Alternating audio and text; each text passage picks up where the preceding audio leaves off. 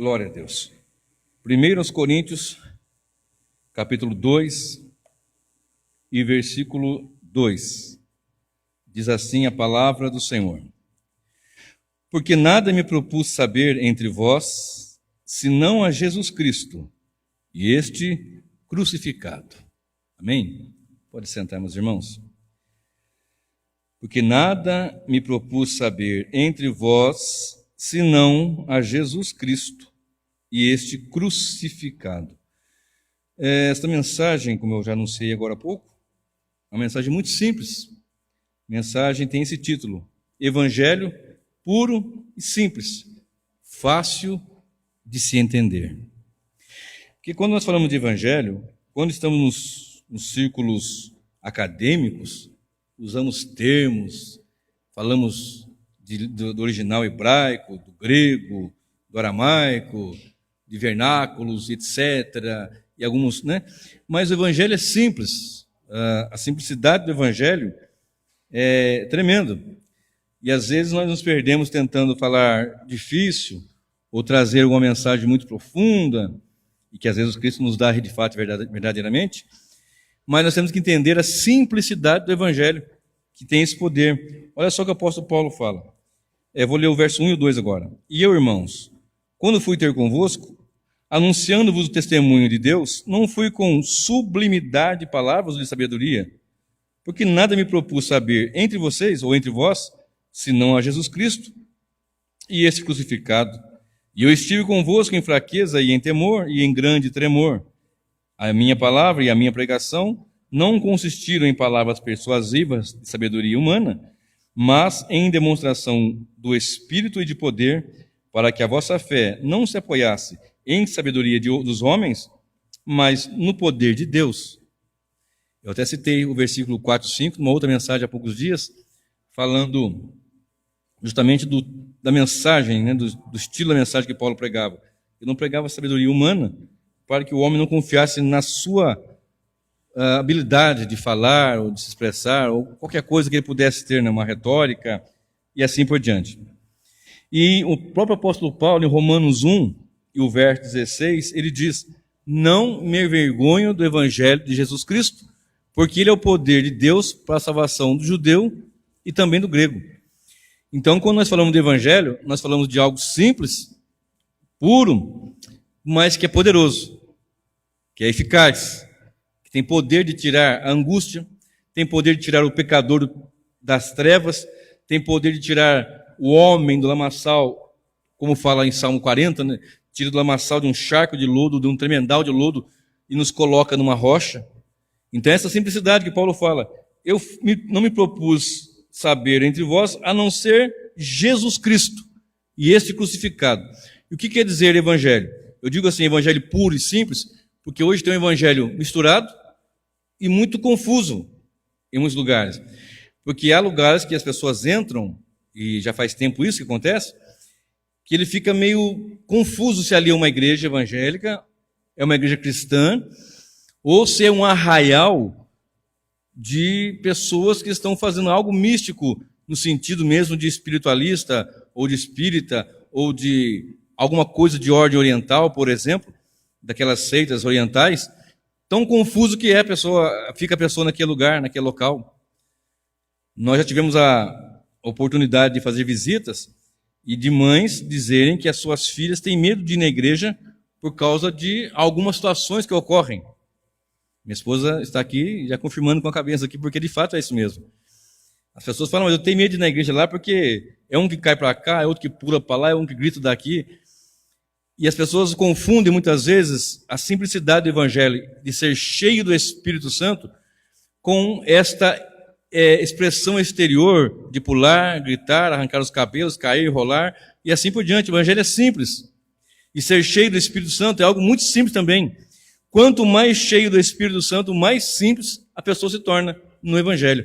Olha Paulo dizendo aqui: não me propus saber entre vós, os coríntios. Não vou entrar nos contextos aqui da carta, quando foi, quando não foi. Paulo fazia uma defesa ali, evidentemente, porque essa igreja de Corinto era uma igreja difícil. Pensa numa igreja difícil, a igreja de Corinto. E foi plantada por ele. E eles não aceitavam o ministério deles, não aceitavam o apostolado de Paulo. para vocês terem uma ideia. Claro que tinha alguns irmãos que sim, que tanto até foram falar com ele. Olha, Paulo, está acontecendo isso lá, e assim assado, enfim. Mas ele poderia usar de sublimidade de palavra, de coisas profundas, e ele era hebreu de hebreus, a tribo de Benjamim, educado aos pés de Gamaliel, né, um professor com muita bagagem, um cabedal cultural da cultura hebraica, judaica profunda, e ele poderia, não, estou pregando aqui Cristo e este crucificado. E o que quer dizer a palavra evangelho? Boas novas. Então, boas novas, você fala de forma simples. Então, eu quero que hoje você aprenda muita simplicidade do evangelho, de modo que tenha para si e para repartir com outro, e entender que mesmo simples e puro, eu disse simples por quê? Eu disse puro por quê? Porque há muitas misturas hoje, sincretismos. O que é um sincretismo? É você pegar elementos de uma religião com elementos de outra religião para apresentar algo. Por exemplo, eu posso falar porque eu participei, eu conheço de participar. Mas também não é difícil de vocês saberem o que eu vou dizer agora, porque é comum aqui no Brasil. Se você vai num terreiro de Umbanda, eles têm alguns santos da Umbanda, ou do Candomblé também, que eles têm o mesmo, uma entidade da Umbanda ou do Candomblé, que eles colocam o nome de um santo da Igreja Católica.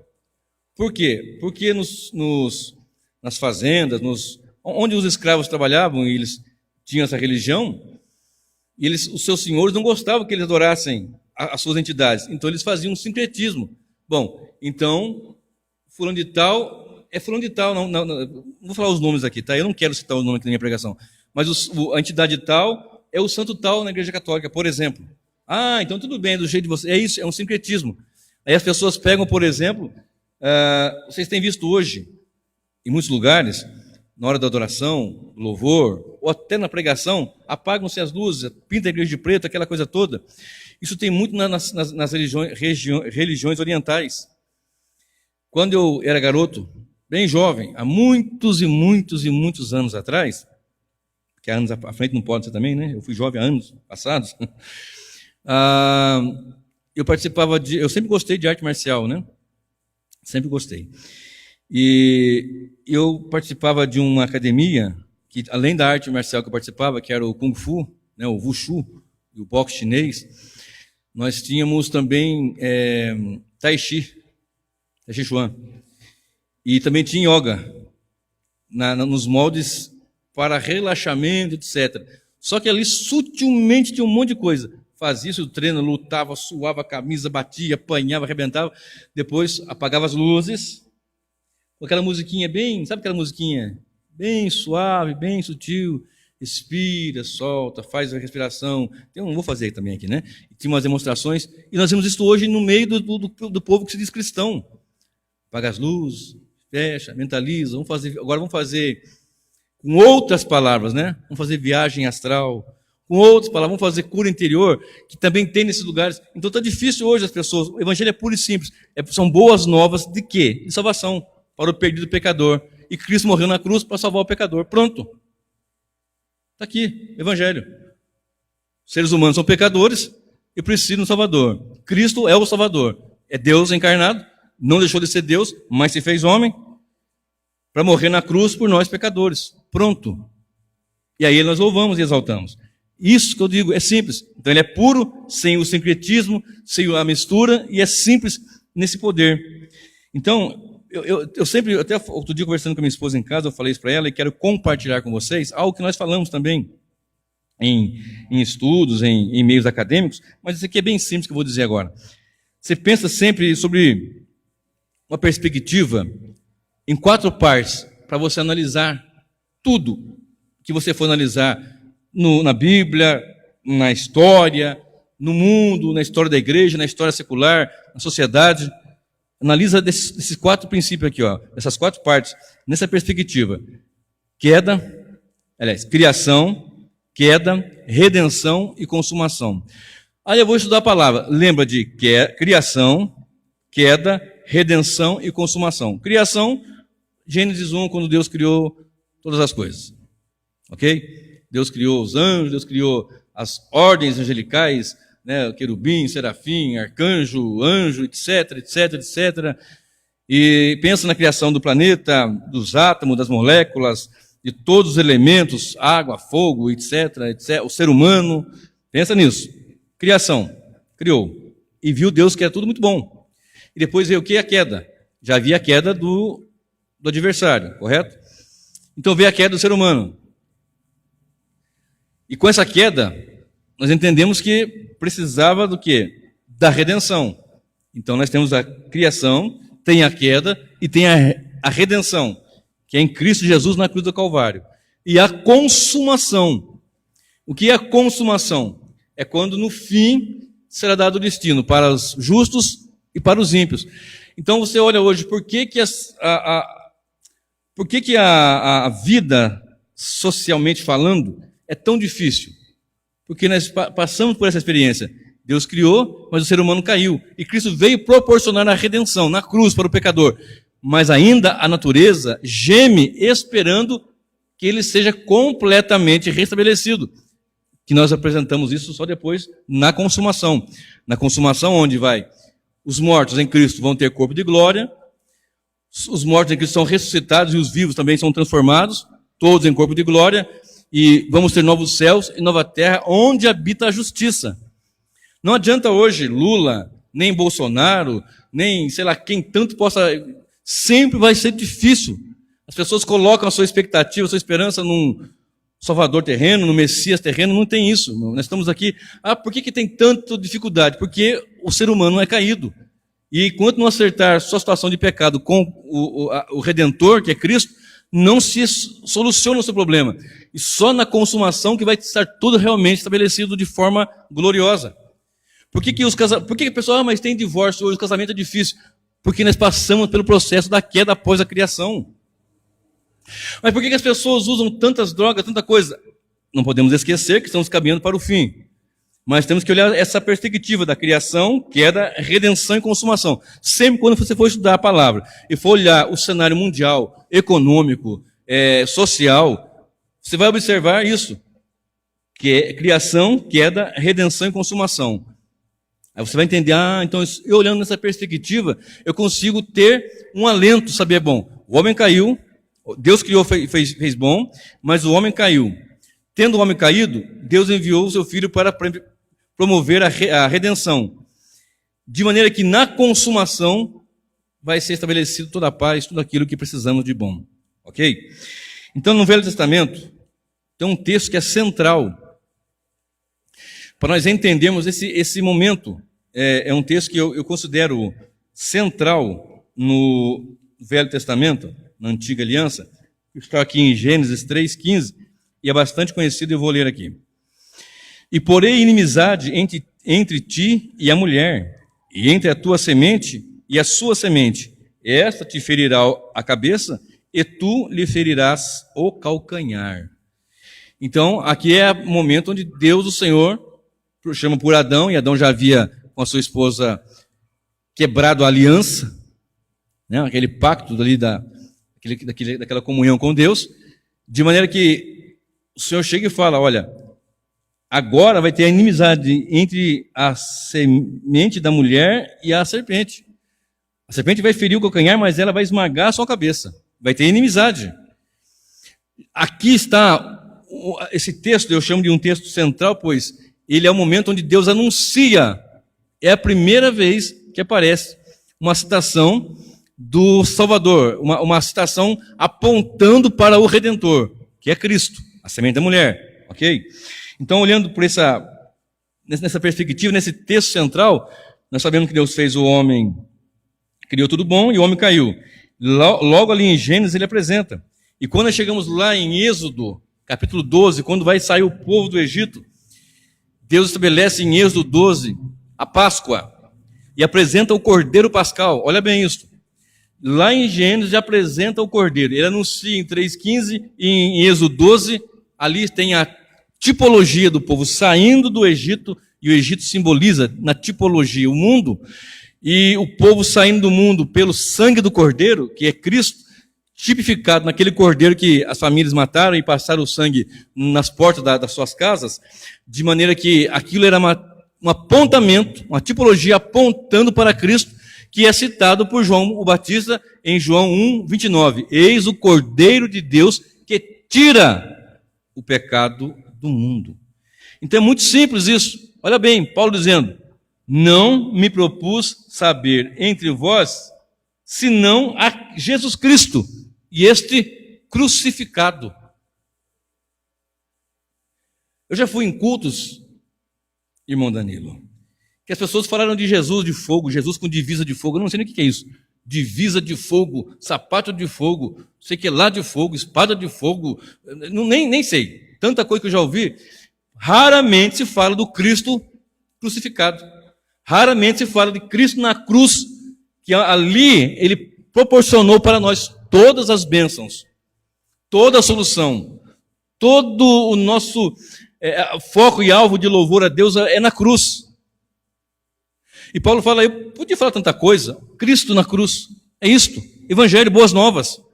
Olha bem, quando nós olhamos para a serpente lá de bronze em Números 21, de 4-9, a nação murmurando, né, falando que estava cansada do deserto, da comida, de tudo. Então Deus envia serpentes que vão, multidões de pessoas morrem ali. Números 21, de 4-9. E quando nós olhamos para João 3,14, o Senhor Jesus fala para Nicodemos: assim como a serpente foi levantada no deserto, serpente de bronze, eu serei levantado também, o Filho do Homem será levantado. E se você continuar lendo em outros textos, nesse texto e em outros, você vai ver ele falando assim: ó, quando o Filho do Homem for levantado, atrairá muitos, olhais, todos para si. Porque vai atrair para a salvação e também para a condenação. Romanos 5,12 é aquele versículo que eu sempre cito, né? Por um homem entrou o pecado do mundo, e pelo pecado a morte.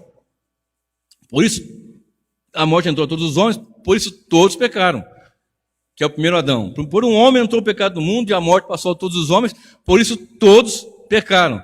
Então, todo o sistema sacrificial do Velho Testamento, todo ele é apontado em Cristo, o Cordeiro de Deus que tira o pecado do mundo. É muito simples o Evangelho. As pessoas fazem muitas invenções. As pessoas inventam, querendo atrair. Olha só, nós temos visto uma geração, essa já faz anos, na verdade, mas à medida que o tempo vai passando, você pega desde a década de 60, né? Você pega antes até, mas vamos pegar da década de 60, com o movimento dos hippies, por exemplo.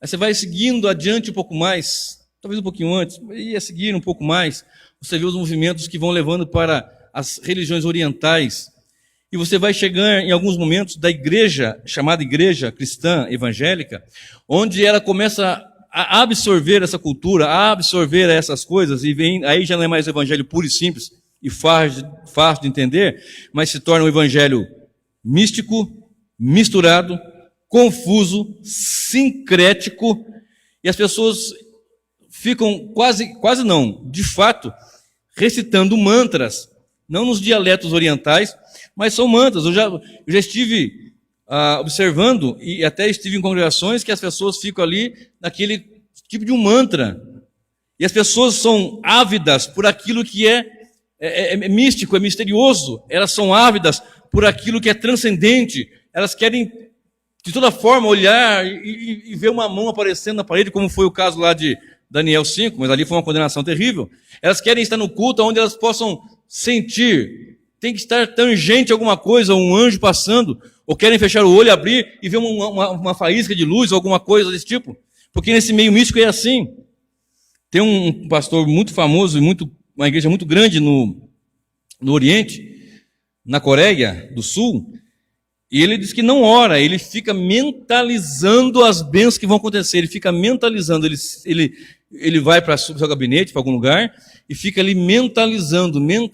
Essa cultura de mentalizar é tudo questões de fato orientais mesmo. Quando a Bíblia nos fala para orarmos, para buscarmos o Senhor, entra no teu quarto, fecha tua porta e fala com Deus em segredo, e Deus que está em secreto vai te ouvir. E o que é mistério? O mistério é Cristo revelado. Que é maior mistério que isso? Cristo, cabeça da igreja, esse é o mistério que nós temos que buscar entender. Simples, não propus a saber outra coisa a não ser Cristo crucificado, pronto. Para anunciar o evangelho, você anuncia assim, ó, o que é o evangelho? O evangelho são boas novas. Do que? De salvação. Por quê? Porque todos pecaram e todos estavam indo para o inferno. Mas em Cristo tem uma salvação. E como que Cristo salvou? Na cruz. Pronto. Pregou o evangelho. Só isso? Claro que tem muita coisa. Aí você vai apontar o seguinte, e tem o caminho. Ou é céu ou é inferno. Fechou a conta. Porque as pessoas muitas vezes querem pregar, querem anunciar, mas têm medo de falar de inferno. Eu sempre digo, quando eu falar de inferno, fale com muito pesar no coração. Fale mesmo, mas fale com pesar no coração. Mas não deixe de falar. Porque não podemos pregar o evangelho sem apontar toda a palavra e toda a verdade. E essa questão do pecado, meu querido, que eu falei agora há pouco ali, lembra que eu falei? Gênesis 3,15, é um texto central porque ele aponta o que ia acontecer por causa do pecado, por causa da queda. Preste bem atenção, quando Adão pecou, a sua esposa, Adão era o representante. Então, quando ele pecou, o ser humano pecou, toda a raça pecou. Porque quando Satanás caiu, não foram todos os anjos que caíram, 1/3, né? Mas por que não todos? É uma pergunta que deve ser feita, é interessante isso. Isso é mais para os meios acadêmicos, mas é interessante fazer isso. Porque Satanás não era representante dos anjos. Já começa por aqui uma resposta. Mas Adão era o representante dos seres humanos, da raça humana. Então, quando ele cai, nós caímos. Presta bem atenção. Olha só. E o pecado, eu quero apresentar agora aqui 5 realidades sobre o pecado que nós temos que saber para poder anunciar, para poder falar e dizer, olha, o pecado é isto e acontece isto. Se você perguntar o que é pecado, pecado é transgredir a lei de Deus, tá? É verdade. É errar o alvo, é verdade. É transgredir, é verdade. É pecar, é fazer o contrário que a Bíblia informa. Aí a pessoa fala assim, mas eu não creio na Bíblia. Pô, tudo bem, é o seu conceito. Mas você crendo ou não crendo, fazendo o que você faz fora da palavra, vai ser julgado por essa palavra naquele grande dia. Ok? Olha só, 5 realidades sobre o pecado. O pecado promove culpa, penalidade, contaminação, ele tem poder na vida do pecador e tem a sua presença. Sua presença. Culpa, Romanos 3:23. Porque todos pecaram e destituídos estão, carecem da glória de Deus. Culpa, todos são pecadores. Penalidade, Romanos 6:23 diz que o salário do pecado é a morte, mas o dom gratuito de Deus é a vida eterna. Mas o salário, a penalidade do pecado é a morte. Ok? Contaminação, Isaías 59, verso 1 e verso 2. Eu posso citar outros versículos, eu não quero multiplicar muitos aqui, tá, irmãos? Isaías 59, 1 e 2 diz que o ouvido do Senhor Deus não está tampado, nem a sua mão está encolhida para que não possa ouvir. Mas os nossos pecados fazem separação entre nós e o Senhor Deus. O profeta está dizendo, os vossos pecados fazem separação entre vós e o vosso Deus. Então, esse pecado nos traz o quê? Contaminação. E o nosso Deus é santo. Então, essa contaminação faz separação. E o pecado tem esse poder. Eu citei agora há pouco em Romanos 5:12. Por um homem entrou o pecado no mundo e o pecado, pelo pecado a morte passou a todos, por isso todos pecaram. Então ele tem esse poder de escravizar, de matar e de manter na morte. Tanto que em Efésios 2:1 diz, vos vivificou estando vós mortos em ofensas e pecados. Por quê? Porque ele tem essa contaminação. E algo que eu acho assim, extremamente importante falar também é a presença do pecado, mesmo nos eleitos já redimidos. Veja bem, nós somos salvos, lavados, eleitos e assim por diante, conforme a palavra do Senhor. Mas ainda o pecado tem essa presença em nossas vidas. O apóstolo Paulo, em Romanos 7:14, e agora eu vou ler, diz assim, você acompanha, que eu vou lendo aqui. 7:14, vou ler alguns versículos, não vou ler todos os versículos, não. Capítulo 7, verso 14 de Romanos diz, porque bem sabemos que a lei é espiritual, mas eu sou carnal, vendido sobre o pecado. Porque o que eu faço, não o aprovo. Pois o que quero, isso não faço, mas o que aborreço, isso faço. E se faço o que não quero, consinto com a lei que é boa. de maneira que agora já não sou eu que faço isso, mas o pecado que habita em mim. Quem está falando aqui é Paulo. Apóstolo Paulo. Salvo, remido, etc, etc, etc. Mas olha bem, e se faço o que não quero, consinto com a lei que é boa, de maneira que agora já não sou eu que faço isto, mas o pecado que habita em mim. Porque eu sei que em mim, isto é, na minha carne, não habita bem algum, e com efeito o querer está em mim, mas não consigo realizar o bem. Porque não faço o bem que quero, mas o mal que não quero, isso eu faço. Aqui também, querido, tem um texto, esse texto também é muito usado para aqueles, desculpa a expressão aqui, tá? Desculpa a minha expressão, cara de pau sem vergonha, que quer fazer, quer errar, quer pecar, quer adulterar, quer fazer um monte de coisa, quer bater na mulher, enfim, uma série de coisas. Aí ele vem, o bem que eu quero fazer eu não faço, mas o mal que eu não quero. O texto está dizendo que o pecado habita, nós estamos ainda no corpo de pecado. Nosso corpo não foi glorificado ainda. Ok? Nosso corpo não foi glorificado ainda. Então existe o que? A presença, porque esse corpo aqui é caído. Então nós aguardamos, assim como eu falei agora há pouco, que a terra geme, o Espírito Santo geme, e nós estamos gemendo aqui, querendo estar com o Senhor. Porque quem de nós pode dizer que não peca? Quem de nós aqui pode dizer que não peca? Ninguém. Mas nem o pastor, muito menos. Ninguém aqui, querido. Então nós temos que entender bem isso. A simplicidade do Evangelho, mas apresentar a seriedade do que o Evangelho veio resolver. Presta bem atenção. Sobre aqui ainda, em Romanos 7, 24, fala assim, Romanos ainda 7, 24. Miserável homem que eu sou, quem me livrará do corpo desta morte? Dou graças a Deus por Jesus Cristo nosso Senhor, assim que eu mesmo com entendimento sirvo a lei de Deus, mas com a carne a lei do pecado. Aí vai para o capítulo 8, verso 1, que diz, portanto agora nenhuma condenação há para os que estão em Cristo Jesus, que não andam segundo a carne, mas segundo o Espírito. Deixa eu parar por aqui para voltar aqui para as 5 realidades do pecado. A primeira delas é a culpa. Para resolver a situação da culpa, nós temos aqui a justificação que é feita pelo sangue de Cristo, é feita pelo Senhor. Romanos 4, 25 diz que ele foi entregue por nossos pecados e ressuscitou para a nossa justificação. Então, temos a culpa do pecado? Tem. Ele perdoa, nós confessamos, cremos em Jesus. Cremos, simplesmente cremos em Cristo, na obra que ele fez no Calvário. Como Paulo falou, não me propus saber outra coisa senão Cristo e esse crucificado. Seu sangue verteu na cruz, perdoando o pecador. Eu creio. Está justificado. Ele foi entregue por nossos pecados e ressuscitou para a nossa justificação. 2 Coríntios 5, 21. Aquele que não conheceu o pecado, Deus o fez pecador por nós, para que nós fôssemos feitos justiça de Deus. Pronto.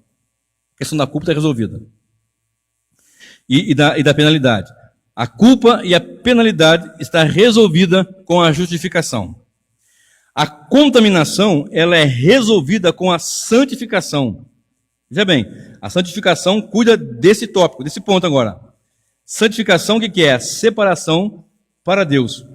1 Pedro 3, 15, 16 diz assim, mas como é santo aquele que vos chamou, sede vós também santos em toda a vossa maneira de viver, porque está escrito, sede santos, porque eu sou santo. 1 Tessalonicenses 4 diz assim, 4:4 diz assim, que cada um de vós saiba possuir o seu vaso, corpo, em santificação e honra. Verso 7, porque não nos chamou Deus para a imundícia, mas para a santificação. O verso 4, uns entendem que é o vaso o próprio corpo, ou o vaso a esposa.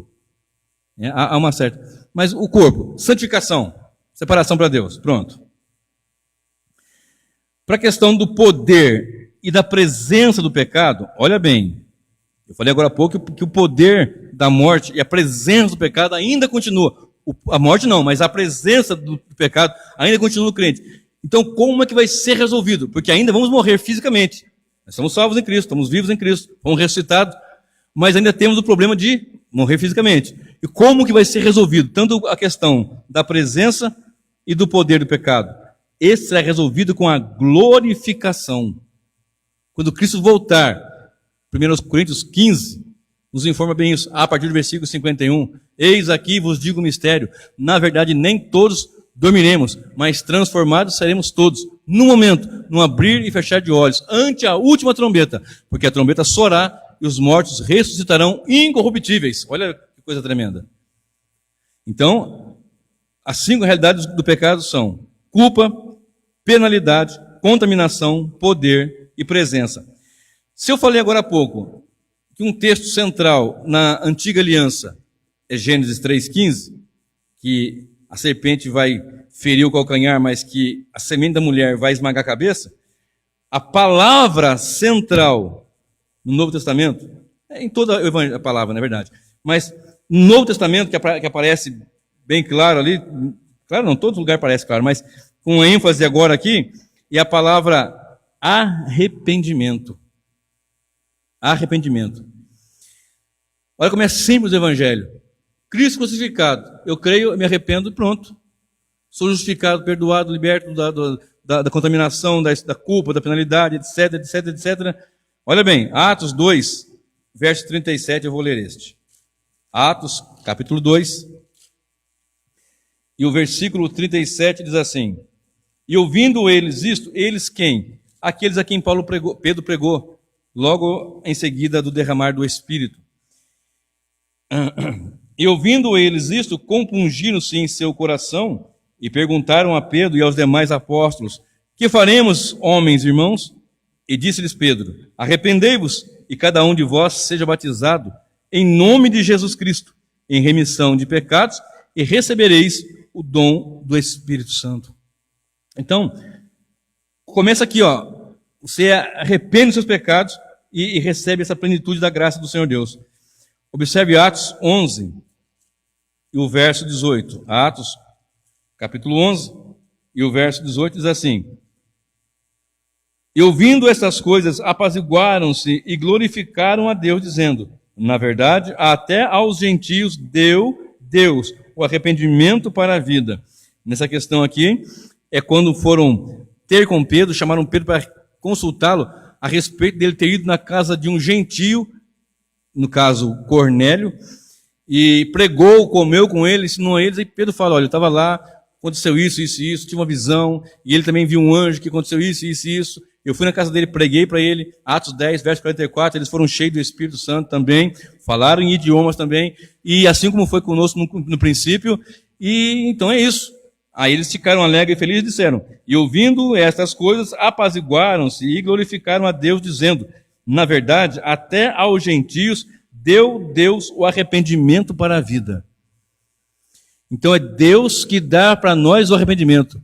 Logo, estando nós mortos em ofensa e pecado, não tem como nos arrependermos se Deus não agir. Então, antes de nós nos arrependermos, o Espírito Santo age em nós, quebrando essa barreira de resistência, porque a graça é irresistível quando Deus quer quebrar essa resistência, de maneira que Ele nos regenera para nós acreditarmos. Isso chama-se monergismo. Deus começa a salvação. Só Ele age na salvação. Não é pelagianismo ou semi-pelagianismo, que o homem pode ajudar e cooperar. Não. Deus começa, desenvolve e encerra. Olha bem, Romanos 2, verso 4, eu vou ler esse também. Romanos capítulo 2, versículo 4. Hoje eu estou nesse estilo bem didático, irmãos. Bem tranquilão, bem didático. Quando nós entendemos essa simplicidade, a seriedade do pecado, essa sequência que eu falei, criação, queda, redenção e consumação, o efeito do pecado, essas 5 situações que eu falei do pecado aqui, e as palavras-chave, que são, os textos-chave que são Gênesis 3,15, e aqui para o Novo Testamento, a palavra-chave que é arrependimento. Arrependei-vos. Olha bem, Romanos 2,4 diz assim: ou desprezas tu as riquezas da sua benignidade e paciência e longanimidade, ignorando que a benignidade de Deus te leva ao arrependimento? Então, Deus benigno, Ele nos dá essa riqueza de nos conduzir ao arrependimento. Então, ninguém pode arrogar: eu me converti, eu aceitei Jesus. Não, você foi convertido, você foi alcançado, você foi salvo pela graça do Deus vivo. Observe só, esse arrependimento, ele tem 3 etapas. O arrependimento consiste pelo menos em 3 etapas. Primeiro, profunda tristeza pelo pecado. Profunda tristeza pelo pecado. Ponto. Segundo, horror, pavor, nojo pelo pecado. E terceiro, propósito de obediência a Deus. Se nós não tivermos uma profunda tristeza pelo pecado, está pecando e não está nem aí, alguma coisa não vai bem. Cristãos que já professaram a sua fé, que estão servindo a Deus, que conduzem a sua vida com Cristo e que pecam, isso não traz tristeza, algo não vai bem. Se não houver o horror, o pavor, o nojo, a algeriza, asco ao pecado, alguma coisa não vai bem. E também tem que haver um propósito firme de obediência a Deus. E para obedecer a Deus, você tem que conhecer a palavra. E para conhecer a palavra, você tem que participar, estar junto, aprendendo, para entender isso. Então, essas 3 etapas tem que ter na vida do crente. Quando Judas entregou a Cristo, não houve isso nele. Quando Pedro pecou, negando 3 vezes, houve uma profunda tristeza em Cristo, em Judas. Um dia eu vou pregar, estou montando uma mensagem sobre isso também. Estou trabalhando nela ainda. Observe. Em tudo isto, Deus providenciou a solução. Ele deu a provisão para que nós tivéssemos a solução. Porque se não fosse assim, estaríamos todos encerrados debaixo do pecado. Na verdade, Romanos 11, 32, esse eu não marquei no meu esboço, mas lembrei aqui agora. Olha só, Romanos 11 e o verso 32, o que diz? Olha bem. Porque Deus encerrou a todos debaixo da desobediência, para com todos usar de misericórdia. Deus encerrou, fechou a todos na desobediência, judeus e gentios, para com todos usar de misericórdia. Presta bem atenção. Gálatas 4, verso 4 diz: mas vindo a plenitude dos tempos, Deus enviou o seu Filho, nascido de mulher, nascido sob a lei. Por que fala nascido de mulher e sob a lei? Na plenitude, no tempo exato. Nascido de mulher, porque ele tinha que ser um ser humano, 100% ser humano. E da lei, porque ele tinha que cumprir a lei para salvar, para socorrer, para livrar o homem da condenação da lei. Deus nos livrou da maldição da lei na cruz. Cristo fez isso. Olha só, esse aqui eu vou ler para vocês observarem bem. É um texto conhecido, mas eu vou ler para vocês entenderem bem algo aqui que está, muitas vezes não está tão claro, mas precisa ficar claro nos nossos ouvidos, nossos olhos, nosso coração. João 3, verso 15 e 16. João 3, 16 e 17, perdão. Porque Deus amou o mundo de tal maneira que deu seu Filho unigênito, para que todo aquele que nele crê não pereça, mas tenha a vida eterna.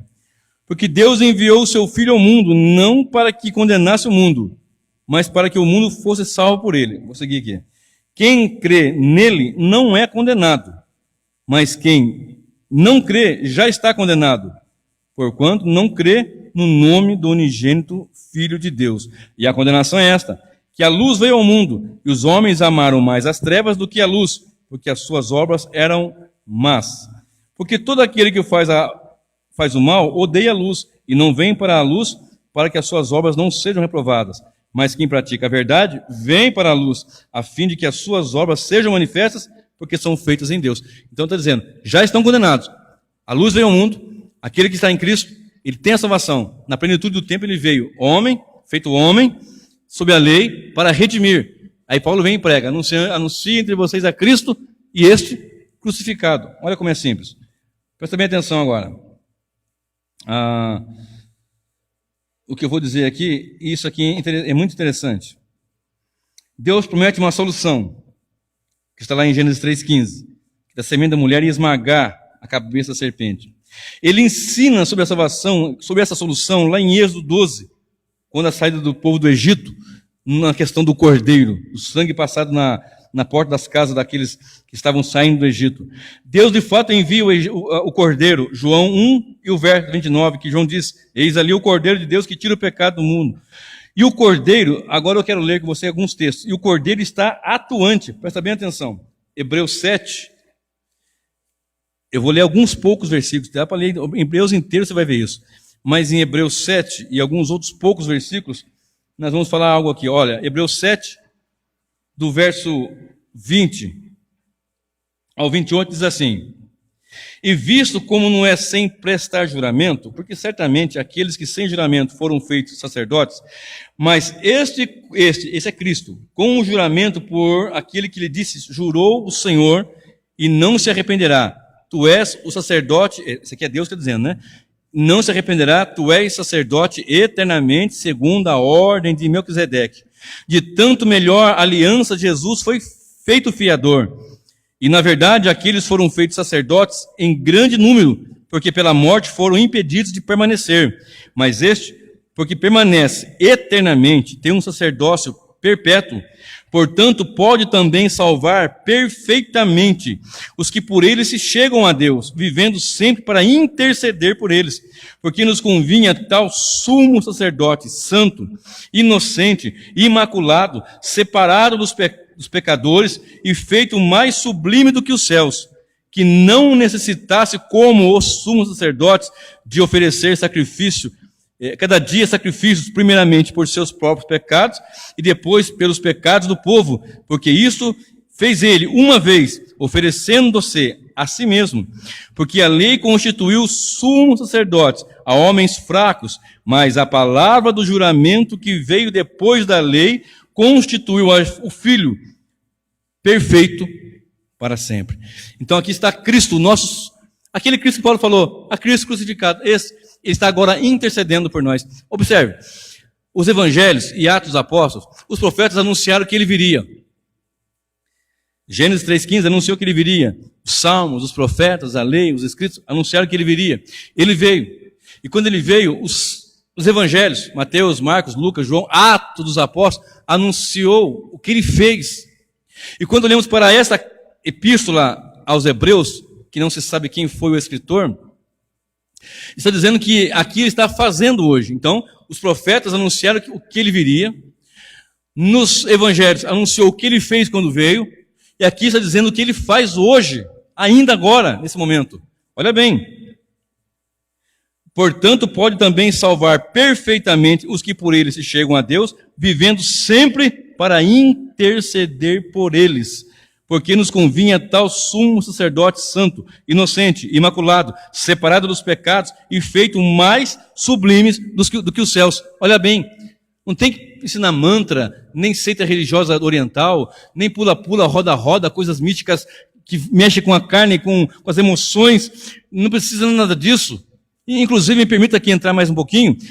A pregação com fundo musical, mas o que tem, pastor? Bom, se você falar assim, mas a música é boa, a música é evangélica, a música é cristã, primeiro que o que está tocando, ele vai ficar concentrado em tocar e não vai ouvir a palavra. Já é um grande erro. E outra, que vai partir daquele pressuposto de que tem que trabalhar naquele, como eu falei agora há pouco da yoga, daquelas coisas, aquele sonzinho, para que caia a frequência. Eu não quero falar desses termos aqui, tá?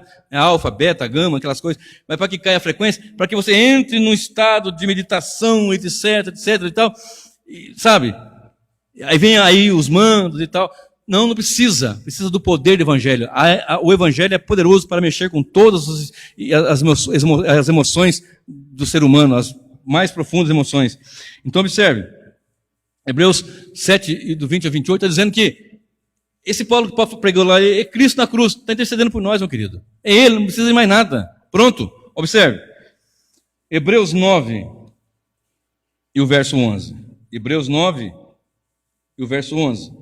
Mas vindo Cristo, o sumo sacerdote dos bens futuros, por um maior e mais perfeito tabernáculo, não feito por mãos, isto é, não dessa criação, nem por sangue de bodes, de bezerros, mas por seu próprio sangue, entrou uma vez no santuário, havendo efetuado uma eterna redenção, ou eterno resgate.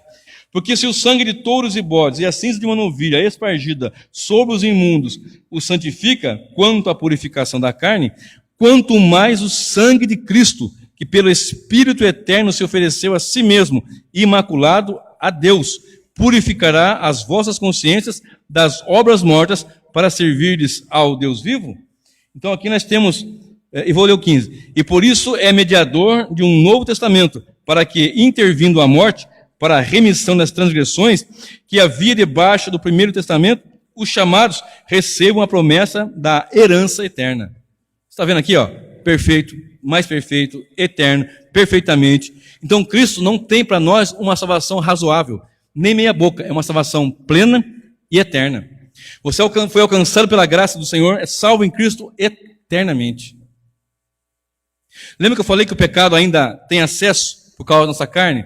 Por isso que às vezes nós erramos, falhamos, temos coisas que não devem ser feitas.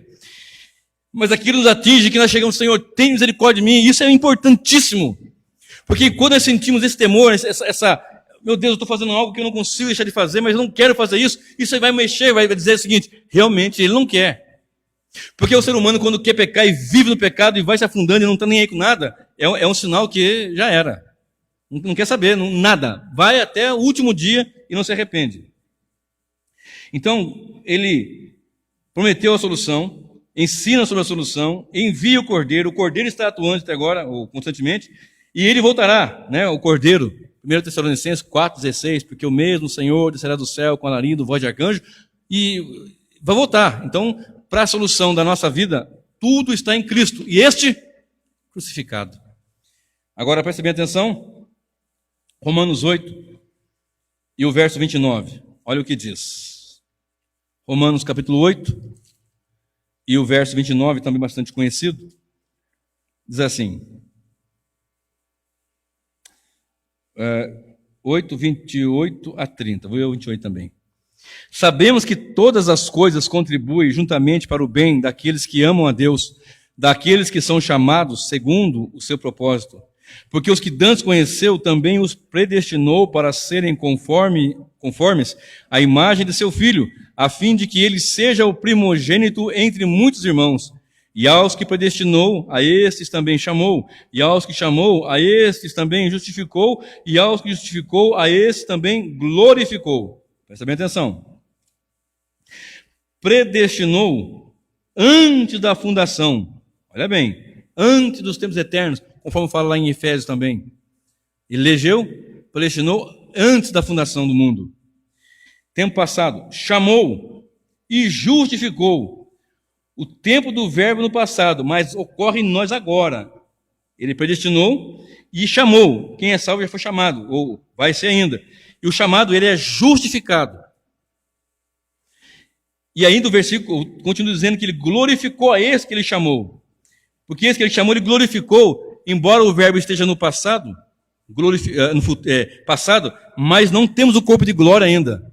Lembra que eu falei agora há pouco que o pecado tem acesso ainda? No entanto, na mente de Deus, essa glorificação é tão certa, por isso nós podemos afirmar, um salvo, um eleito, ele não perde a salvação.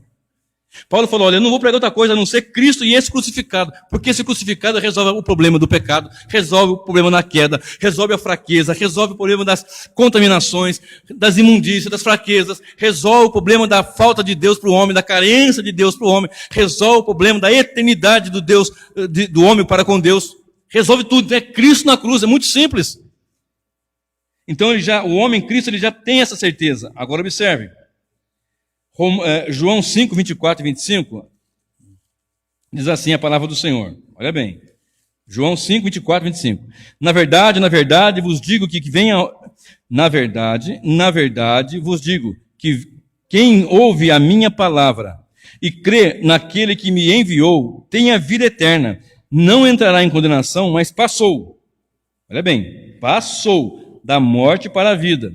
Em verdade, vos digo que vem a hora, e agora é, em que os mortos ouvirão a voz do Filho de Deus, e os que a ouvirem viverão. O morto em ofensa e pecado, quando ouve a palavra, ele é ressuscitado. Esta é a primeira ressurreição, da qual eu já falei em outras mensagens aqui. E observe, 28 e 29. Não vos maravilheis. João 5, 28 e 29. Não vos maravilheis disto, porque vem a hora em que todos os que estão nos sepulcros ouvirão a sua voz, e os que fizeram o bem sairão para a ressurreição da vida, e os que fizeram o mal para a ressurreição da condenação. Aqui eu estou fechando a mensagem, presta bem atenção. Eu estou dizendo que o evangelho é simples, puro, fácil de entender, poderoso. Criação, queda, redenção e consumação. Cristo, anunciado em 3,15 de Gênesis, vem resolver a situação do pecado. Vem salvar o pecador, vem salvar os eleitos.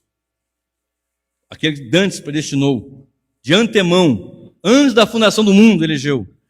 Feito isso, os que ouvem a palavra, vai ouvir porque estavam mortos, mas ele vai agir, vos vivificou. Tendo ele feito isso, também deu aos gentios o arrependimento para a vida. Então é Deus que dá o arrependimento para a vida. Feito isso, vai estar salvo, seguro em Cristo. E agora, aqueles que não estão, eu continuei lendo aqui em João 5, 28, 29, que haverá uma ressurreição física de pessoas que vão ser condenadas e outras que já são salvas e que vão estar com Cristo. Agora observe. E aqui eu concluo. Mateus 25, verso 46. Olha como que é simples o Evangelho. Mateus 25 e o verso 46. Olha bem, o texto é extenso e eu quero que você leia em casa depois. Olha bem. E irão estes para o tormento eterno, mas os justos para a vida eterna. Você vai pegar esse capítulo todo, você pega a partir do versículo 31, você pega todo esse capítulo, mas quando chegar no capítulo 31, você vai falar de bodes e de ovelhas. À direita as ovelhas, à esquerda de Cristo os bodes. E quando você chegar no final, no verso 46, está escrito: e irão estes para o tormento eterno, quem? Os bodes, os não salvos. Mas o justo para a vida eterna, quem é justo? O salvo.